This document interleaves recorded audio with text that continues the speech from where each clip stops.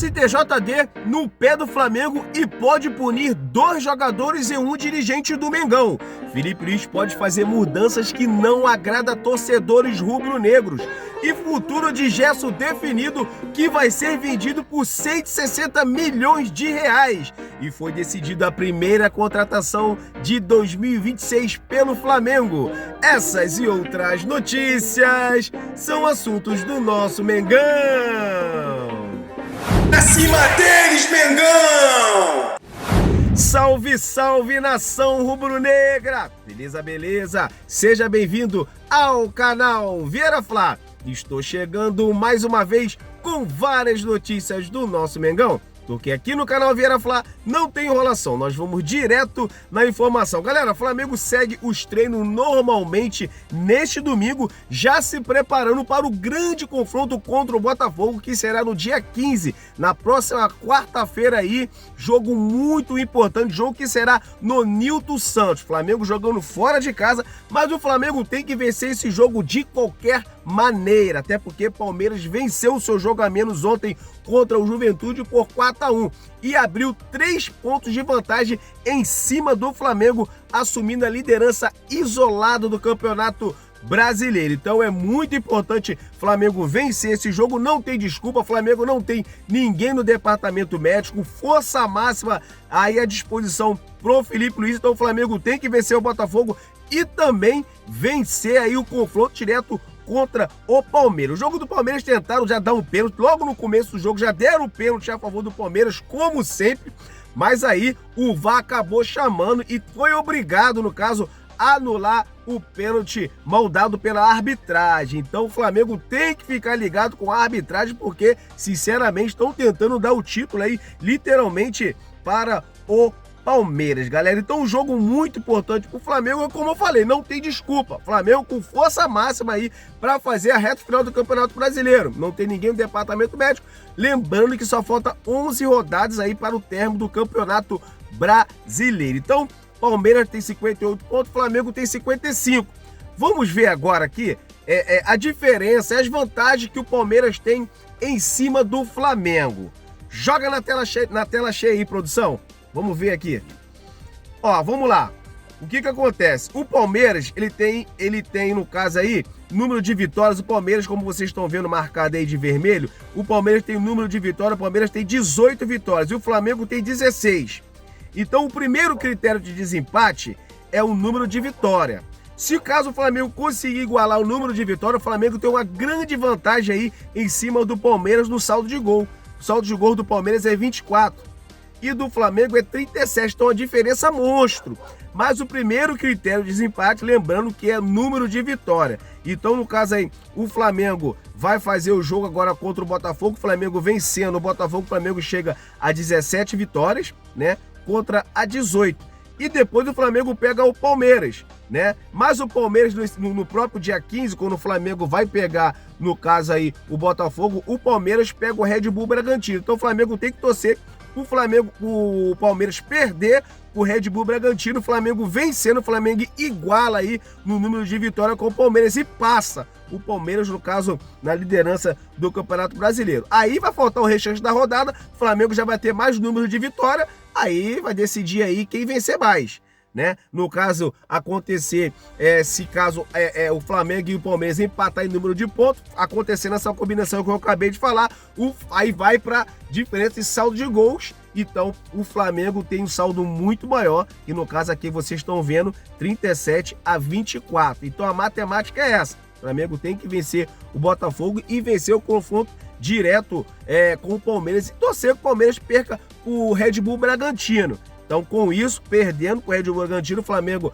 assume a liderança novamente e fica com mais números de vitória aí em cima do Palmeiras, caso, no caso do restante da competição, houver número de empate aí de pontuação. O Flamengo tendo mais número de vitória, aí o segundo critério de empate é o saldo de gols, mas o Flamengo, no caso aí, tem muito maior saldo de gol, 37-24, galera. Então essa é mais ou menos a matemática aí, no caso, entre Flamengo e Palmeiras. Galera, vamos mudar de assunto agora e falar agora que o Felipe Luiz estuda a possibilidade de entrar com o Eric Pulgar, tá?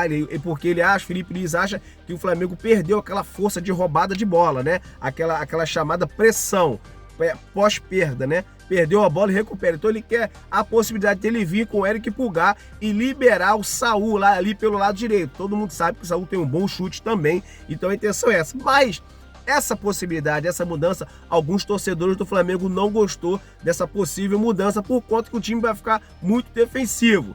Todo mundo sabe que o DNA do Flamengo é um time sempre para frente, então alguns torcedores estão questionando essa possível mudança. Eu também não sou a favor por conta que o Pulgar está muito tempo parado. Vai entrar com o Eric Pulgar em jogos decisivos, é complicado, o cara sem ritmo de jogo, então corre um grande risco ali de acontecer o Eric Pulgar dar um mole ali, Flamengo acabando tomando gol por conta disso. Eu também não sou a favor dessa mudança. A mudança pode ser feita mais para frente, né, um jogo mais fácil, pode testar. Agora já de cara contra o Botafogo e contra o Palmeiras eu acho muito arriscado. Galera, vamos mudar de assunto e falar agora do STJD pegando no pé do Flamengo. Como eu falo, com o Flamengo tudo acontece, todo mundo pega no pé, é uma coisa impressionante. A favor do Flamengo, todo mundo sabe que nada acontece. Clubes compram o jogador do Flamengo, não paga, fica por isso mesmo. CBF não acontece nada. Então, contra o Flamengo, sempre é muito complicado. Isso porque o STJD quer punir um dirigente e 2 jogadores do Flamengo. No caso aí, o José Boto, o Wallace Ian e Danilo. No caso, o José Boto foi denunciado por ofensa à honra e pode pegar uma punição de 15 a 90 dias de suspensão.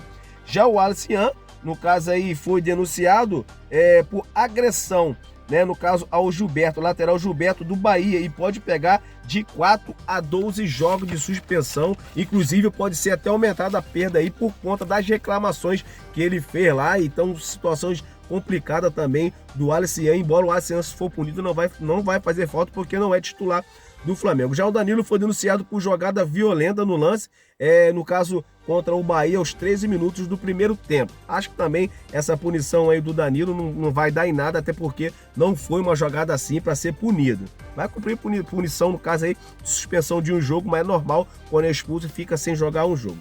Galera, vamos mudar de assunto? Quero relembrar que o STJD tá pegando no pé do Flamengo, né? Todo mundo pega no pé do Flamengo. Mas vamos mudar de assunto e falar do JJ Abre o Coração sobre o Mengão. Jornalista português perguntou ao Jorge Jesus qual foi o título mais importante da sua carreira, o título que trouxe mais emoção.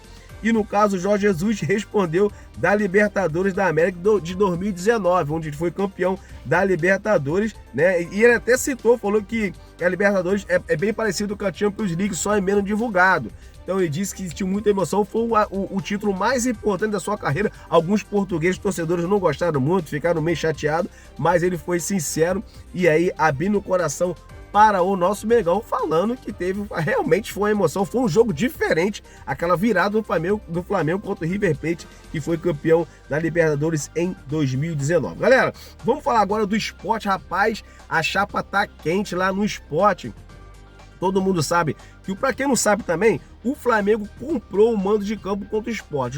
O contra o Sport é aquele jogo que o Flamengo tem a menos no Campeonato Brasileiro. Isso é contra o Sport. Então, no caso aí, o Sport vendeu o mando de campo, no caso, para o Flamengo. Os torcedores não gostou. Que seria? O jogo, na verdade, seria na Ilha do Retiro e foi vendido para a Arena Pernambuco. A Arena do Retiro, no caso, é um estádio pequeno, tipo uma espécie de alçapão, né? Os torcedores ficam muito próximos ali dos jogadores, é um estádio menor, tem uma pressão maior e foi transferido para a mesma cidade, mas na Arena Pernambuco. Os torcedores não gostou dessa venda de mando de campo, que vendeu por 3 milhões de reais para o Flamengo, então foi transferido na mesma cidade, mas para a Arena Pernambuco, que é um estádio maior. Então os torcedores estão muito chateados, muito aborrecidos e ameaça ter torcedor zero no estádio. Eles estão ameaçando aí ninguém no estádio. Então, situação complicada e delicada. O Sport, todo mundo sabe, está passando por um momento complicado, está na zona de rebaixamento, praticamente rebaixado. Então,